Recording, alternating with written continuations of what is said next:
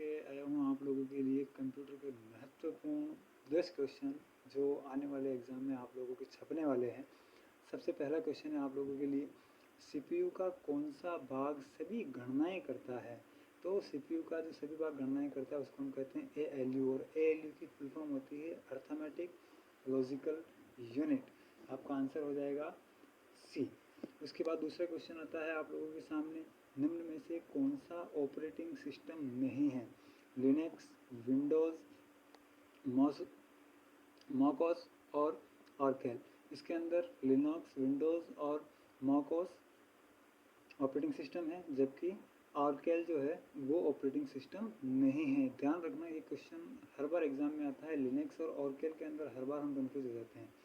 ठीक है, तीसरा क्वेश्चन होता है आप लोगों के सामने, यदि आप किसी को ईमेल भेजते हैं और बीसीसी में किसी और को डालते हैं तो क्या होता है? यह मुख्य रिसीवर को बीसीसी का पता नहीं चलता, यानी कि हम जिसको हम भेजने वाले हैं उसको इस बारे में पता नहीं चलेगा कि हमने बीसीसी ली है। और बीसीसी का मतलब होता है बैचलर कार्बन कॉपी, है ना, इसको हम कार्बन कॉपी के नाम से भी जानते हैं। चौथा क्वेश्चन है आप लोगों के सामने, कंप्यूटर के किस भाग में डेटा स्थायी रूप से संग्रहित होता है? तो हार्ड डिस्क में हमेशा स्थायी रूप से डेटा संग्रहित होता है। और इसी के साथ मैं आप लोगों को एक क्वेश्चन और बता देता हूँ। इसी के साथ RAM, रैम की फुल फॉर्म होती है रैंडम एक्सेस मेमोरी, और दूसरा है ROM, रीड ओनली मेमोरी। इन दोनों क्वेश्चन को स्पेशली ध्यान रखें, रैम और रोम में हम हमेशा कंफ्यूज हो जाते हैं। RAM read random access memory, ROM read only memory. आज का पांचवा क्वेश्चन है आप लोगों के लिए, MS वर्ड में हेडर और फुटर किस टैब में होते हैं? ये होता है इंसर्ट टैब में। और हेडर और फुटर क्या काम आता है? हेडर और फुटर पेज के ऊपर नंबरिंग करने के लिए काम आता है, या किसी प्रकार की हेडिंग लगातार हर पेज पर या पर्टिकुलर किसी पेज के ऊपर कोई भी हेडिंग लगाना चाहते हैं तो उसके लिए काम आता है। अगला क्वेश्चन है आप लोगों के सामने, सीपीयू और मेमोरी के बीच डेटा ट्रांसफ़र किस माध्यम से होता है?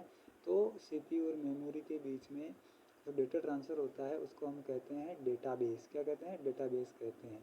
अगला क्वेश्चन है आप लोगों के सामने, POP3 और IMAP इससे संबंधित प्रोटोकॉल है, ये ईमेल प्राप्त करने से प्रोटोकॉल है। ये दो क्वेश्चन तो छप गए भाई साहब आपके। फोर्थ ग्रेड में ये क्वेश्चन छप गया है। GUI का पूरा नाम क्या है? GUI का पूरा नाम होता है ग्राफिकल यूज़र इंटरफेस।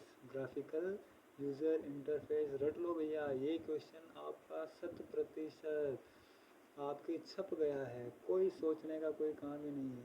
अगला क्वेश्चन होता है आपका, पावर पॉइंट में एक नई स्लाइड जोड़ने के लिए कौन सी शॉर्ट की का प्रयोग किया जाता है? ध्यान रखना, इस कहीं पर भी नई फाइल लेना चाहते हो तो उसके लिए कंट्रोल N का प्रयोग किया जाता है। कंट्रोल N का मतलब होता है न्यू। इसमें देखो ए ऑप्शन दे रखा है कंट्रोल N का मतलब होता है कंट्रोल N का मतलब होता है न्यू।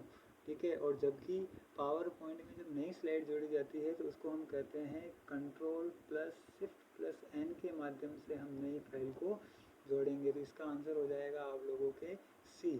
तीसरा नंबर वाला आंसर आपका इसका राइट हो जाएगा। फिर उसके बाद अगला क्वेश्चन आता है आप लोगों के सामने, कंप्यूटर को ऑन करते ही सबसे पहले कौन सा सॉफ्टवेयर लोड होता है? तो जब भी हम कंप्यूटर को ऑन करते हैं तो हमारा ऑपरेटिंग सिस्टम जो होता है वो ऑन हो जाता है। Thank you.